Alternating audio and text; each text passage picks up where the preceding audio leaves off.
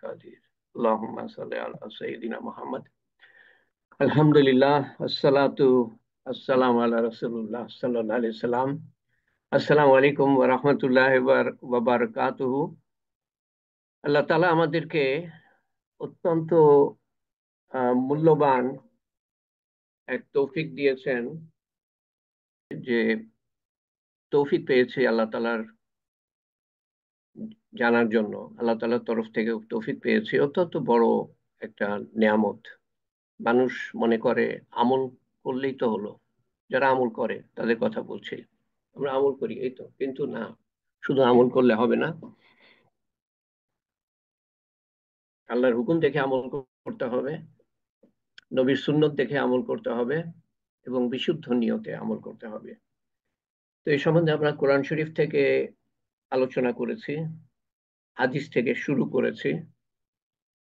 এর আগে যে হাদিসটা গতবার যেটা নিয়ে আলোচনা করছিলাম, সেখানে রাসূলুল্লাহ সাল্লাল্লাহু আলাইহি সাল্লাম বলেন যে এলেম এবং মাল, সম্পদ, এলেম এবং সম্পদ, এই দুটোকে ধরলে পরে চার শ্রেণীর মানুষ এর কথা উনি বলেন।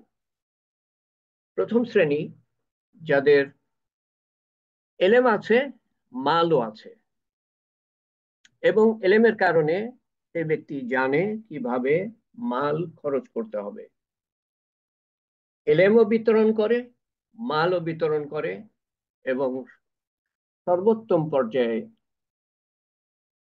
তাকে ফেলা হবে, তাকে রাখা হবে, সর্বোত্তম মর্যাদা দেওয়া হবে। দ্বিতীয় শ্রেণী হলো যে উম, উম, এলেম এলেম আছে কিন্তু মাল নাই, সম্পদ নাই, কিন্তু এলেম থাকার কারণে সেই ব্যক্তি এই নিয়ত করে, নিয়তের মর্যাদা বুঝে, নিয়তের শক্তি বুঝে। সেই ব্যক্তি নিয়ত করে যে আমার যদি মাল থাকতো, তাহলে আমি মাল দুই হাতে খরচ করতাম আল্লাহর ওয়াস্তে, আল্লাহর রাস্তায়, আল্লাহকে খুশি করার জন্য। এবং এই নিয়তের কারণে সেই ব্যক্তি প্রথম শ্রেণীর ব্যক্তির সমান মর্যাদা পায়, যার এলেমও আছে, মালও আছে।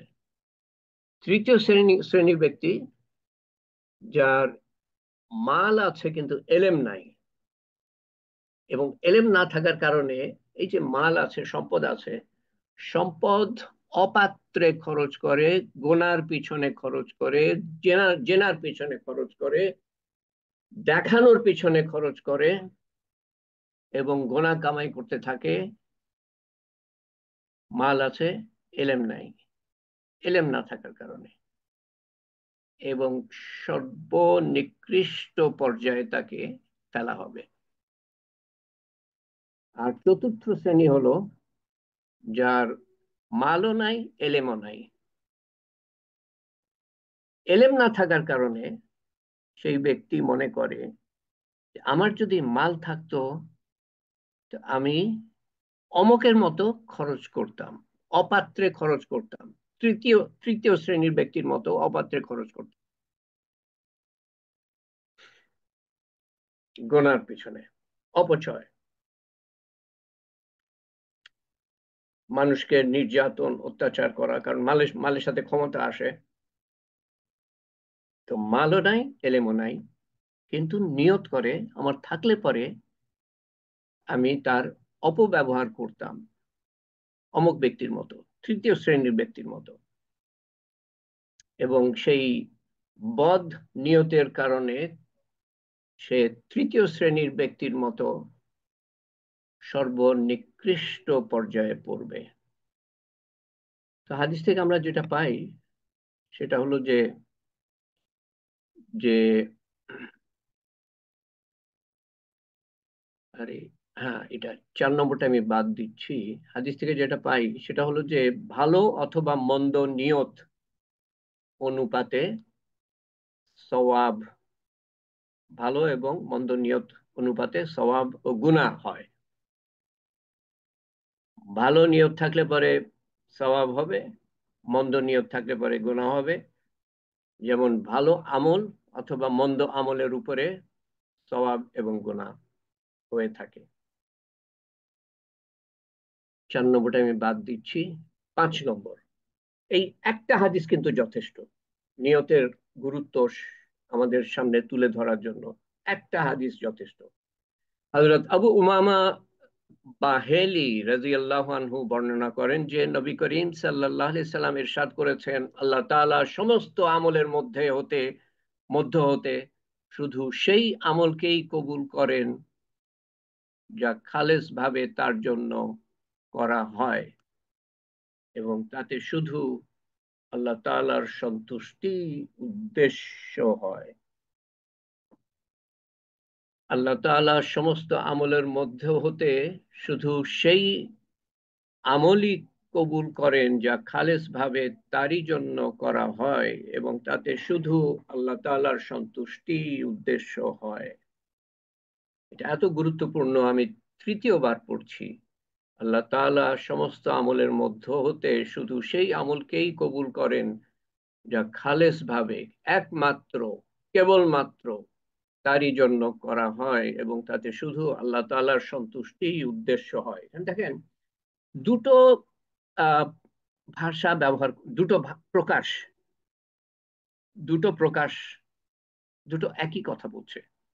খালেস ভাবে তার জন্য আর শুধু আল্লাহ তাআলার সন্তুষ্টির উদ্দেশ্যে, অর্থ কিন্তু একই। একই কথা আল্লাহ তাআলা বা এই হাদিসে দুইবার বলা হচ্ছে, যাতে আমাদের মনের মধ্যে বসে। যত আমল আপনি করেন, যদি তার মধ্যে ইখলাস না থাকে, কেবলমাত্র আল্লাহর ওয়াস্তে, কেবলমাত্র 99.99 ভাগ না, 100 ভাগ আল্লাহর ওয়াস্তে হতে হবে, না হলে আল্লাহ তাআলা কবুল করবেন না। এর থেকে পরিষ্কার করে আর কি বলা হবে আমাদেরকে? আমাদের নিয়তটা খালেস, খালেস বিশুদ্ধ করার জন্য এর থেকে পরিষ্কার করে কিভাবে আর বলা যায়?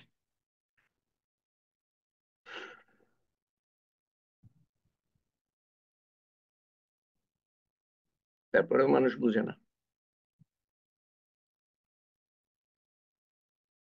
এই কথাটা আমার পরে মনে থাকবে কিনা জানি না, তো এখানেই বলে নি, যখন মাথার মধ্যে আসলো কথাটা, যেটা আগেও বলেছি আপনাদেরকে, যে নেক বদ আমল, বদ আমল যেমন আমরা গোপন করে রাখি,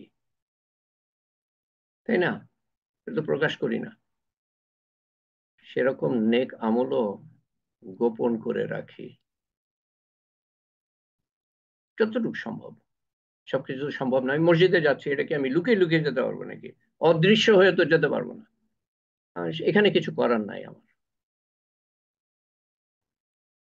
আমি কাউকে সাহায্য করছি, অন্য মানুষ দেখছে, এখানে কিছু করার নাই। কিন্তু আমার নিয়তের সাথে সবসময় যুদ্ধ করতে হবে যে না, এটা আল্লাহর ওয়াস্তে, না এটা আল্লাহর ওয়াস্তে। এই সংগ্রাম মৃত্যু পর্যন্ত।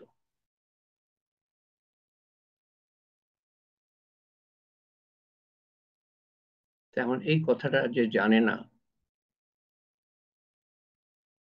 সে কতটা ক্ষতির মধ্যে, লোকসানের মধ্যে, সে তো তার নিয়ত সম্বন্ধে সচেতন থাকবে না।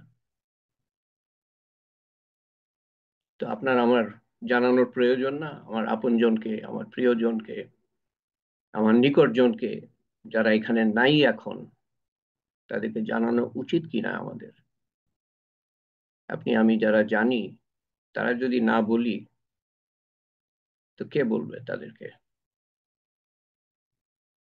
তাদের ভালাই তো আমরাই চাইবো।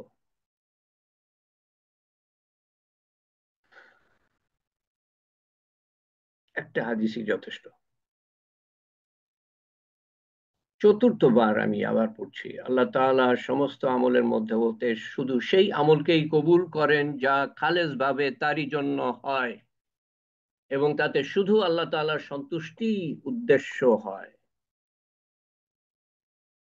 এখানে যতগুলা হাদিস আছে না, প্রত্যেকটা সহি হাদিসের বই থেকে, মানে প্রত্যেকটা সহি হাদিস। 6 নম্বর, হযরত সাদ রাদিয়াল্লাহু আনহু হতে বর্ণিত যে রাসূলুল্লাহ সাল্লাল্লাহু আলাইহি সাল্লাম ইরশাদ করেছেন, আল্লাহ তাআলা এই উম্মতের সাহায্য আল্লাহ তাআলা এই উম্মতের সাহায্য তার যোগ্যতার ভিত্তিতে করেন না। তার যোগ্যতার ভিত্তিতে করেন না। কিসের উপর করেন? আমি অনেক আমল করি তো আল্লাহ সাহায্য অটোমেটিক্যালি আমি পেয়ে যাব, এরকম মনে না করি। আহ, বড়াই চলে আসবে মনের মধ্যে, বড়াই, অহংকারের রাস্তা না দিই আমি কিছুই করি না, এটা মনে করতে হবে। কারণ আমার থেকে অনেক বেশি, অনেক অনেক মানুষ আছে যারা করে আমল, আমার থেকে অনেক বেশি করে। আল্লাহ তাআলা এই উম্মতের সাহায্য তার যোগ্যতার ভিত্তিতে করেন না, বরং দুর্বল ও ভগ্নাবস্থাপন্ন লোকদের দোয়া, দুর্বল এবং কমজোর আহ, লোকদের, দুর্বল এবং আহ, যারা করুণ অবস্থায় আছে তাদের দোয়া, নামাজ এবং তাদের এখলাসের কারণে করেন। দোয়ার কথা বলা আছে, নামাজের কথা বলা আছে, এখলাসের কথা বলা আছে।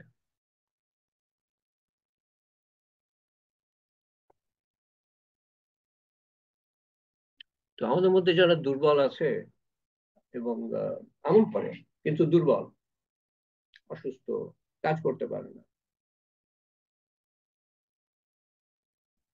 তো এটা মনে রাখবেন যে তার কারণে হয়তো আল্লাহ তাআলা আমাকে রিজিক দিচ্ছে। আমার বাড়িতেই থাকতে পারে এরকম মানুষ, আমার এক ভাই হয়তো সে কাজ করতে পারছে না, আমার উপরে সে, আমার উপরে সে, তার ভরণ পোষণ আমার উপরে হয়, তাকে ছোট নজরে, ছোট চোখে না দেখি।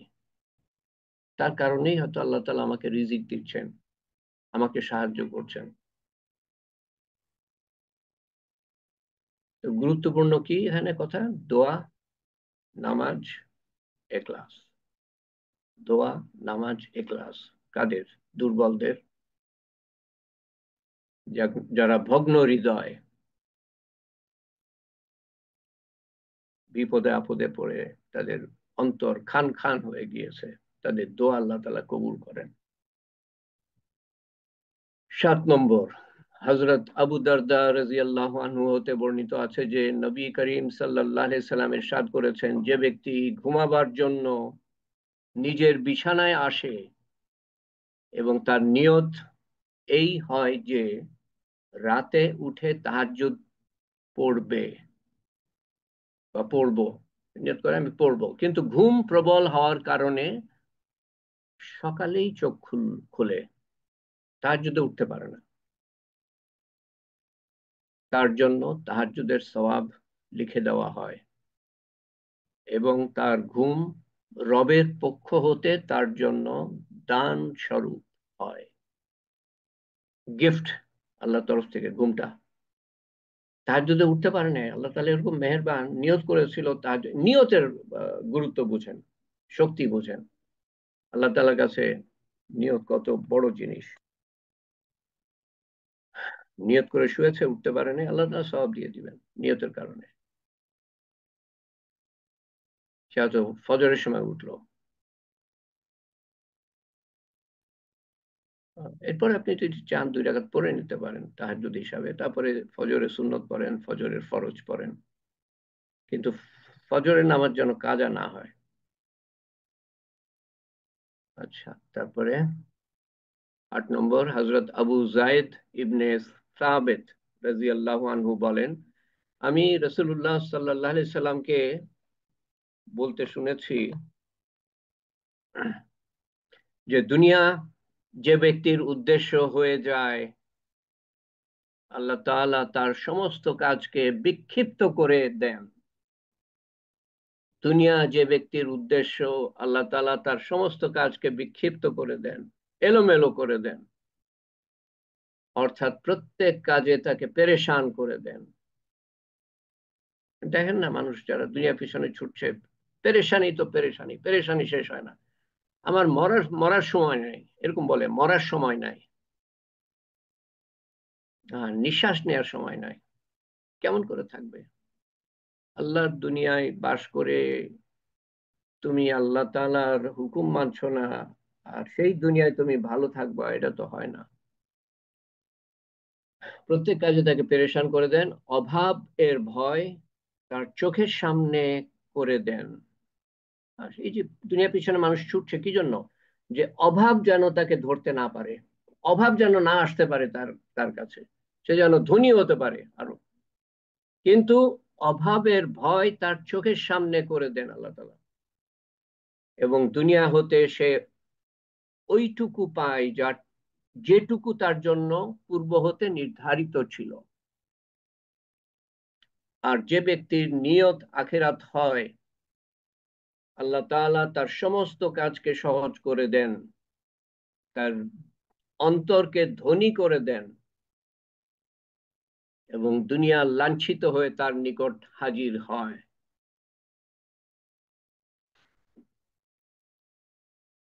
সমস্ত কাজকে বিক্ষিপ্ত করে দেন, দুনিয়া যার উদ্দেশ্য, প্রত্যেক কাজে তাকে পেরেশান করে দেন, এবং অভাব দূর হয় না তার।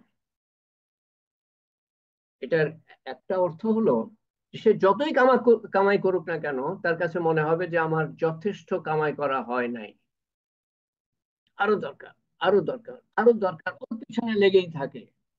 সেই ফকিরটার মতো, যার কাছে হয়তো 1000 টাকা আছে, কিন্তু তারপরেও তার দিন চলে যাবে, তারপরেও সে ভিক্ষা করতে থাকে। ভিক্ষার হাতটা সে কখনো পিছিয়ে পিছিয়ে নিতে পারে না, ভিক্ষা করতেই থাকে, করতেই থাকে, অভাব তার দূর হয় না। তো এই এই যে ধনী ব্যক্তি যার হাজার, সে আরো 1000 কোটি টাকার পিছনে ছুটছে, সে তো ওই ভিক্ষুকের মতো, ওই ভিক্ষুকের মতো যার কাছে 1000 টাকা আছে, সে আরো 1000 টাকার পিছনে ছুটছে। তফাৎ হলো যে একজন 1000 টাকা আছে, হাজারের পিছনে ছুটছে, একজন 1000 কোটি আছে, আরো 1000 কোটির পিছনে ছুটছে, দুজনেই ভিক্ষুক। ধনী হলো সেই ব্যক্তি যার অন্তর ধনী। ধনী মানে এই না যে আমার ব্যাংকে অনেক টাকা আছে, আমার পকেটে অনেক টাকা আছে, আমার সুটকেসে অনেক টাকা আছে, আমার আলমারিতে টাকা আছে, এটা ধনী না। কারণ এই অনেক টাকা থাকার পরেও আমার মনে হতে পারে যে আমার যথেষ্ট নাই, তার মানে আমার অন্তরটা গরিব, দরিদ্র। আর একজনের যথাসামান্য আছে, কিন্তু ও মনে করে এটা আমার জন্য যথেষ্ট, সেই লোকের অন্তর হলো ধনী। এটা হলো একটা দিক। আসল ধন হলো আখিরাতের ধন। আখিরাতের যে নেকি, না নেকি, টাকা পয়সার মতো, সেটা হলো আখিরাতের কারেন্সি, আখিরাতের টাকা। এই দুনিয়ার টাকা আখিরাতে কাজ হবে না। আখিরাতের সমস্ত দুনিয়ার যত ধন সম্পদ আছে সব মিলিয়ে আপনি একটা রুমাল কিনতে পারবেন না বেহেশতের, একটা রুমালের মূল্য দিতে পারবেন না। সমস্ত দুনিয়া, পৃথিবী বলি নাই আমি, সমস্ত দুনিয়ার যত সম্পদ আছে, সমস্ত কিছু দিয়ে বেহেশতের একটা রুমাল কিনতে পারবেন না আপনি। তো আপনি যতই ধন কামাই করেন না কেন, আখিরাতের কাছে কিছুই না, সেটা তার কোনো মূল্যই নাই। তো ধন সম্পদের আরেকটা সংজ্ঞা হলো, ব্যাখ্যা হলো, যে আখিরাতের নেকি আমার কত আছে। যে ব্যক্তির দুনিয়ায় কোনো ধন সম্পদ নাই কিন্তু আল্লাহর সাথে সম্পর্ক আছে, সে তো সমস্ত ধন সম্পদের মালিক। আর যে ব্যক্তির দুনিয়ার সমস্ত ধন সম্পদ আছে কিন্তু আল্লাহর সাথে সম্পর্ক নাই, সবচেয়ে গরিব মানুষ সে, সবচেয়ে দরিদ্র মানুষ। যার দুনিয়ার ধন সম্পদ আছে, আখিরাতে কোনো মূল্যই নাই, আল্লাহ তাআলার সাথে সম্পর্ক নাই সেই ব্যক্তির, সে হলো সবচেয়ে গরিব মানুষ। সাহাবী জিজ্ঞেস করলেন, ইয়া রাসূলুল্লাহ সাল্লাল্লাহু আলাইহি সাল্লাম, আমি সবচেয়ে ধনী ব্যক্তি হতে চাই।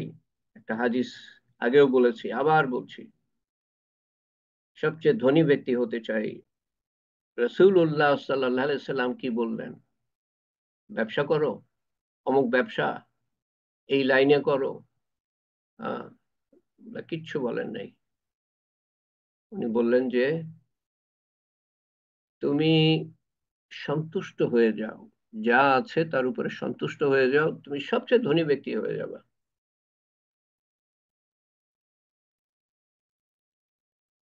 একটা মানুষের 1,000 কোটি টাকা আছে, কিন্তু সে খাবে কত বলেন তো? আপনার আমার থেকে বেশি খেতে পারবে? তার ঘুমাবার জায়গা কতটুক দরকার, তার কাপড় চোপড় কতটুক দরকার।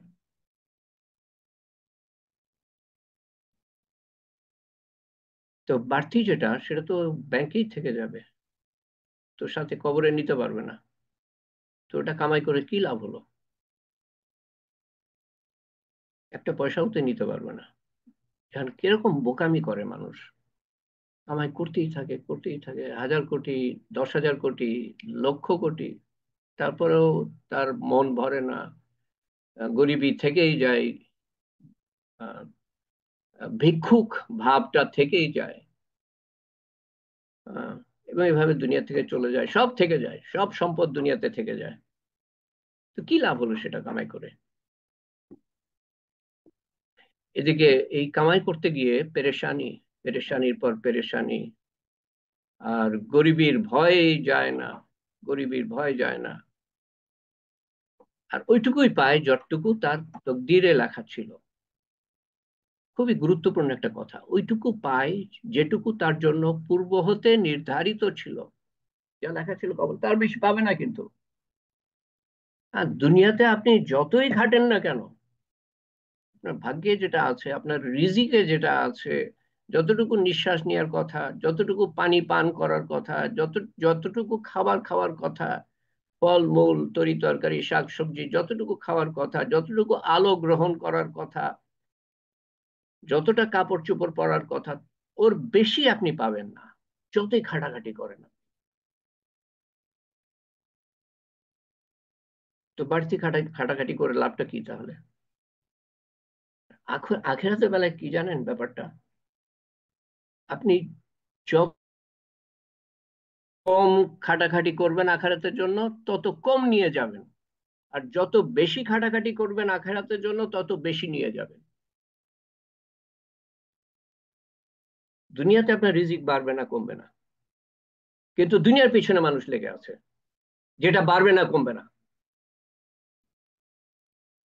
আখেরাতের কামাই আপনি যত করবেন তত বেশি নিয়ে যেতে পারবেন, সেটাই কম করে। এটা হলো মানুষের সবচেয়ে বড় বোকামি, নির্বুদ্ধিতা, সবচেয়ে বড় নির্বুদ্ধিতা।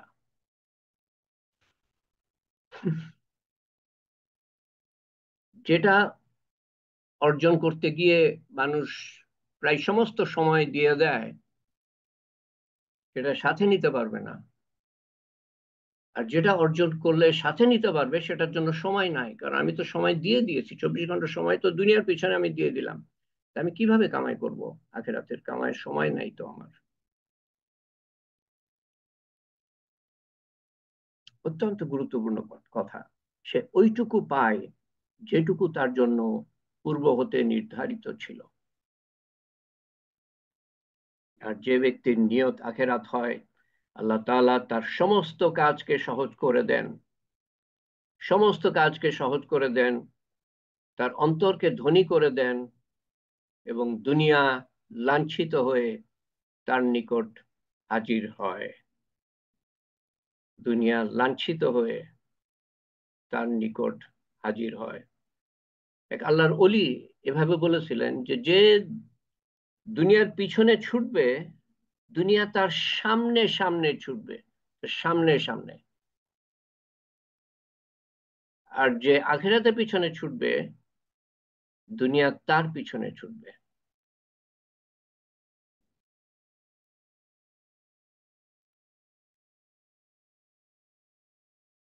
ওই একটা কথা বলে শেষ করে দিই আজকে, একটা কথা বলে শেষ করে দিই।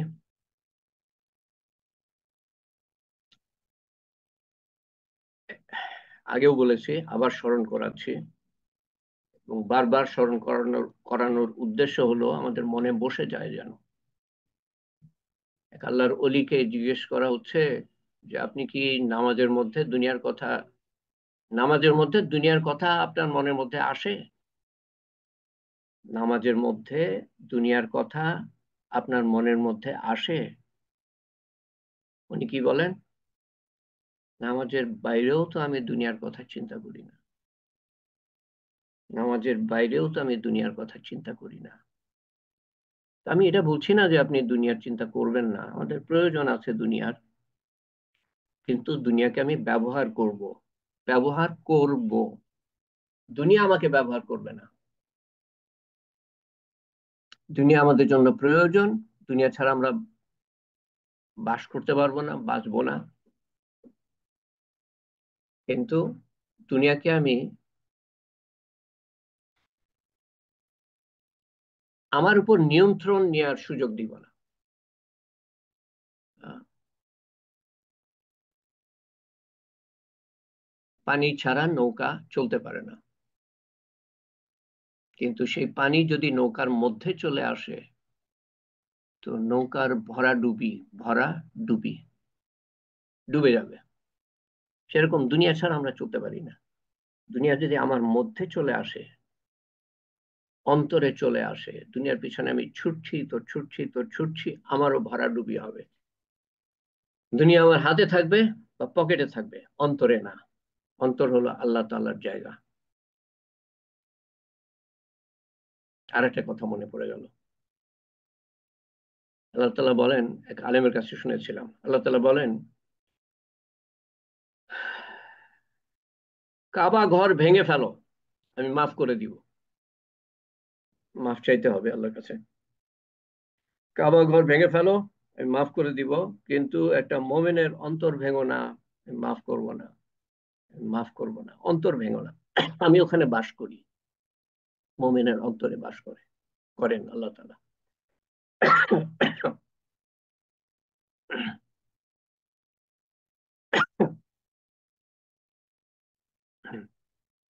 তো আমাদের উদ্দেশ্য হওয়া উচিত আখেরাত, অর্থাৎ আখেরাতে আল্লাহ তাআলার সন্তুষ্টি, আল্লাহ তাআলার সন্তুষ্টির জন্য বাঁচা, আল্লাহ তাআলার সন্তুষ্টির জন্য মরা। আমি কারো নাম নিতে পারছি না, আমি বাসায় নাই। আমার বাড়ি অবশ্য একদিক দিয়ে কেন, আমার বাড়ি, কিন্তু এখান থেকে আবার আরেক জায়গায় যাব, সেখানে খাওয়া দাওয়া, যেতেই লাগবে ঘন্টা খানিক মতো। তো কোনো নাম ধাম নিতে পারছি না, মাফ করবেন আজকেও। আহ, আপনার অন্তরে যা আছে সেভাবে আমি দোয়া করব, যাতে আল্লাহ তাআলা সবার অন্তরের দোয়া কবুল করেন, সবাইকে কবুল করেন। সবচেয়ে বড় পাওয়া কি জানেন? আল্লাহর কবুলিয়াত, আল্লাহ তাআলার কবুলিয়াত। দোয়া না, দোয়া না, আমাদেরকে কবুল করেন আল্লাহ তাআলা, এটা হলো সবচেয়ে, আমাদের যদি কবুল করেন সবচেয়ে বড় পাওয়া। তো যখন আমি বলি যে আল্লাহ তাআলা আমাদের কবুল করেন, আমি সেটা বোঝাই, পুরো আমাদের জান মাল কবুল করেন, আল্লাহর দ্বীনের জন্য আল্লাহ তাআলা আমাদের কবুল করেন, যেরকম সাহাবাদের আল্লাহ তাআলা কবুল করেছিলেন আল্লাহর দ্বীনের জন্য। এর থেকে বড় পাওয়া নাই। অনন্ত আখেরাত আপনার, দুনিয়া আপনার, অনন্ত আখেরাত আপনার। দুনিয়ার বাদশাহী পাবেন, দুনিয়াতেও বাদশাহী দিবেন আল্লাহ তাআলা, প্রতিনিধিত্ব দিবেন মুসলমানকে। দুটো জিনিসের উপর দুটো শর্ত আল্লাহ তাআলা দিয়েছেন কোরআন শরীফে, ঈমান ও নেক আমল। আল্লাহ তাআলা ওয়াদা করেন, আল্লাহ তাআলা ওয়াদা করেন, প্রতিজ্ঞা, ওয়াদ আল্লাহ আল্লাযীনা আমানু মিনকুম ওয়া আমিলুস সালিহাতি লা ইস্তাখলিফান্নাহুম ফিল আরদি। আহ, আল্লাহ তাআলা ওয়াদা করেন, তোমাদের মধ্যে যারা ইমানদার, সত্যিকারের ইমানদার, পরিপূর্ণ ইমানদার এবং পরিপূর্ণ আমলদার, আল্লাহর হুকুমের উপর চলে, নবীর সুন্নতের উপরে চলে, পুরোপুরি ভাবে চলে, আংশিক না। ইসলাম আংশিক না। আমি আমি পার্শিয়ালি প্রেগনেন্ট, এরকম কিছু আছে নাকি? পার্শিয়াল প্রেগনেন্সি আছে বলেন? হয় প্রেগনেন্ট নাহলে প্রেগনেন্ট না। তো এরকম আংশিক ইসলাম নাই, হয় আমি ইসলামে আছি নাহলে নাই। অর্ধেক ইসলাম বলে নাই। যতটুকু আমি আমি চাই ততটুকু মানলাম, আর বাকিটা মানলাম না, এটা ইসলাম হলো না, এটা মন চাহে ইসলাম হলো। এই ইসলাম কিন্তু মন চাহে, আমার যেটা পছন্দ হয় সেটুকু আমি করি, যেটা পছন্দ হয় না সেটা আমি করি না। মন চাহে ইসলাম, আমাদের দরকার রব চাহে ইসলাম। পুরাপুরি আমি মেনে নিব, আমার মন না চাইলেও আমি মেনে নিব, আমার রব চায় তা আমি পালন করব, সেইটা হলো ইসলাম। আমি চাই না কিন্তু আল্লাহ চান, আমি ওটা মানবো। আমি কিন্তু আমার নিজেকে বলছি আগে, আপনাদের বলার আগে আমি নিজেকে বলছি। আমার কান, আমার আপনাদের থেকে আমার কান আর আরো কি আরো নিকটে আমার এই কথাগুলো কিন্তু আমার প্রতি আগে ডাইরেক্টেড, আমার প্রতি আমি আগে বলছি, আমাকে নিজেকে আমি আগে বলছি। দাওয়াতের, আমরা যদি আলেম না হই, আলেমের তো অবশ্যই প্রচার করা উচিত, তাদের দায়িত্ব কর্তব্য সেটা। আমরা যদি আলেম যদি না হই, তো আমরা সব সময় দাওয়াত দিই এই মন নিয়ে যে আমি আমাকে দাওয়াত দিচ্ছি, এবং আপনি যত বলবেন মানুষকে ওই অন্তর নিয়ে যে আমি নিজেকে বলছি আগে, তত আপনি শুধরাতে পারবেন, তত আপনি এগিয়ে যেতে পারবেন, তত আপনি দিন বুঝতে পারবেন, তত আপনি আমল করতে পারবেন, তত আপনি আল্লাহকে চিনতে পারবেন, তত আপনি আল্লাহর হুকুম জানতে পারবেন, তত আপনি নবীর সুন্নত অনুযায়ী চলতে পারবেন। আল্লাহ তাআলা তৌফিক দেন সারা জীবন যেন আমরা তালবে এলেম বলে দ্বীনের শিক্ষার্থী হিসাবে জীবন কাটিয়ে যেতে পারি, আমল করতে পারি। পুরো দিনে দাখিল হওয়ার নিয়ত করা খুব বড় মনের অবস্থা। পুরা দিনে আমি আমি যেন দাখিল হতে পারি, এবং এবং পুরো দিন জানার চেষ্টা করতে পারি, যেন পারি, এবং পুরো দিন মানার চেষ্টা করতে থাকি, প্রত্যেকটা আমল আগের আমলের থেকে আরো সুন্দর করার চেষ্টা করতে থাকি, এভাবে জীবন পার করে দিই।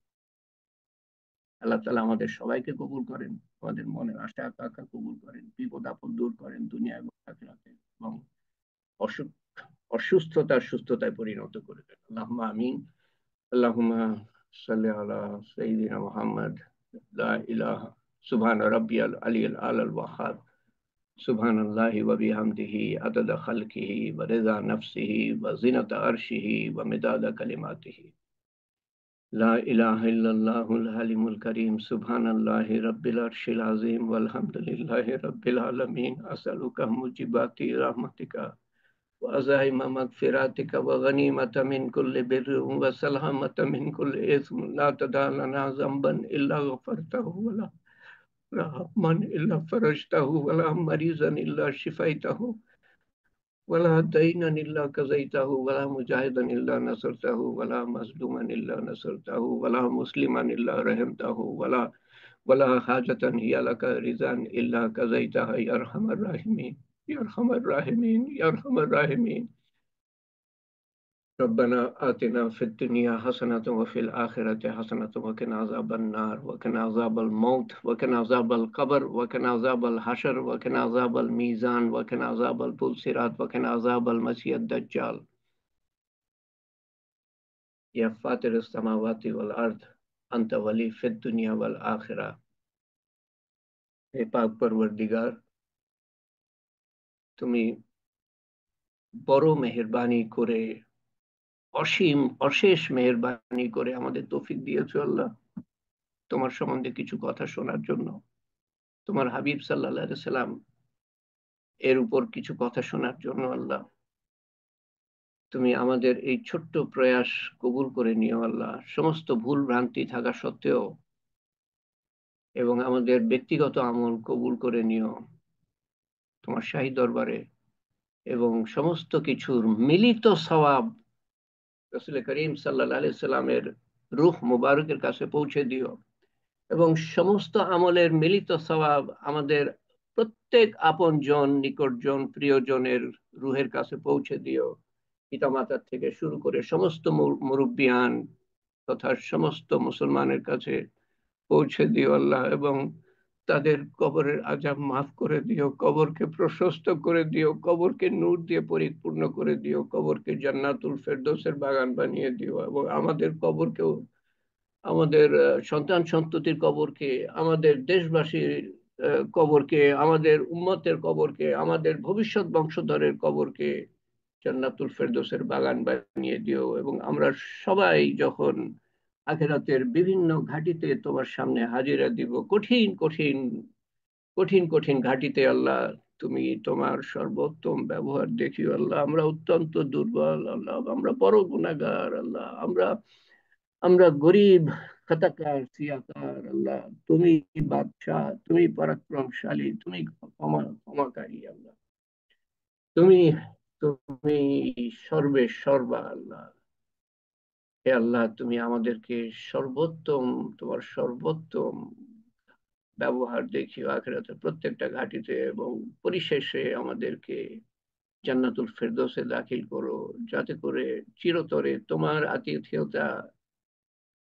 আতিথেয়তা আমরা পেতে পারি, এবং তোমার হাবিব সাল্লাল্লাহু আলাইহি সাল্লামের সোহবত আমরা পেতে পারি অনন্তকাল ধরে, এবং আমাদেরকে সেই পথে প্রতিষ্ঠিত রেখো, যে পথ জান্নাতুল ফেরদৌসে গিয়ে ঠেকেছে আল্লাহ।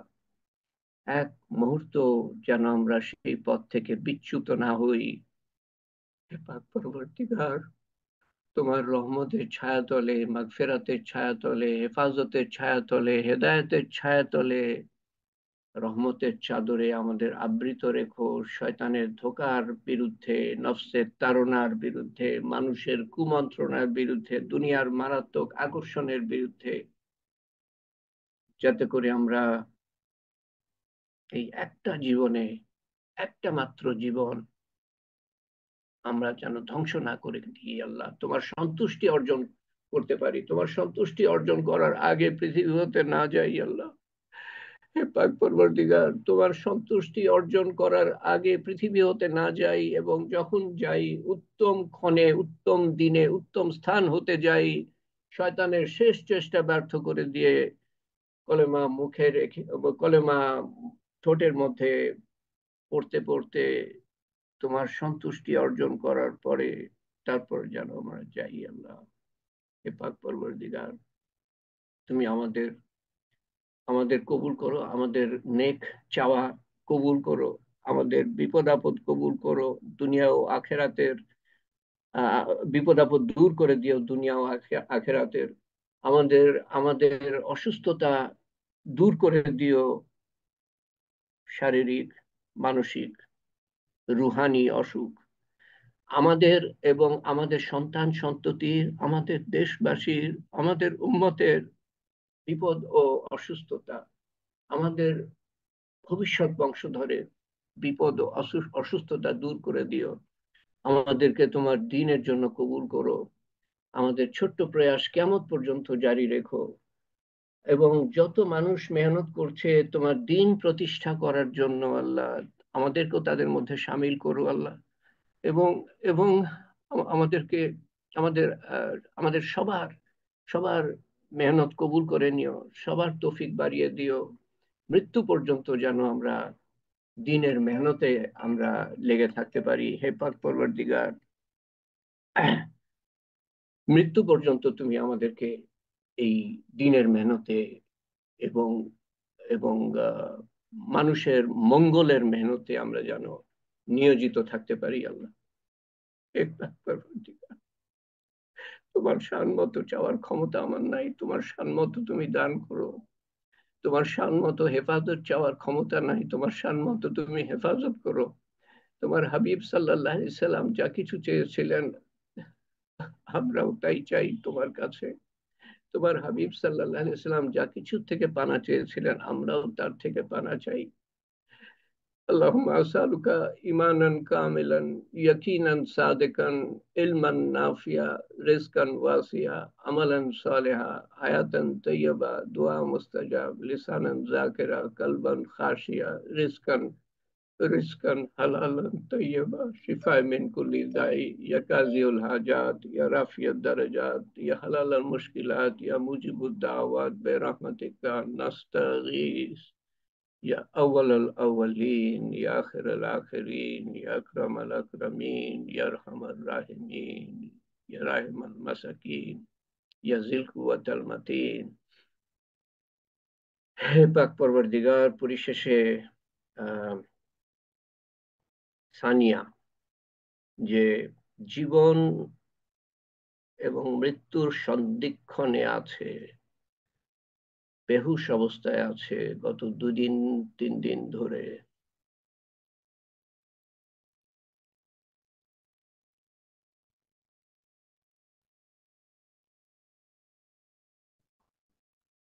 তাকে নেক হায়াত দিও। সুবহান রাব্বিকা রাব্বিল ইজ্জাতি আম্মা ইয়াসিফুন ওয়া সালামুন আলাল মুরসালিন ওয়ালহামদুলিল্লাহি রাব্বিল আলামিন ওয়া বিল হাক্কি লা ইলাহা ইল্লাল্লাহ মুহাম্মাদুর রাসূলুল্লাহ সাল্লাল্লাহু আলাইহি ওয়াসাল্লাম লা ইলাহা ইল্লা আনতা সুবহানাকা ইন্না কুন্না মিনাজ জালিমিন আমিন ইয়া রাব্বিল আলামিন সুবহানাল্লাহি ওয়া বিহামদিহি সুবহানাকাল্লাহুম্মা ওয়া বিহামদিকা আশহাদু আল লা ইলাহা ইল্লা আনতা আস্তাগফিরুকা ওয়া আতুবু ইলাইকা আল্লাহুম্মা সাল্লি আলা সাইয়্যিদিনা মুহাম্মদ اللهم صل على سيدنا محمد اللهم صل على سيدنا محمد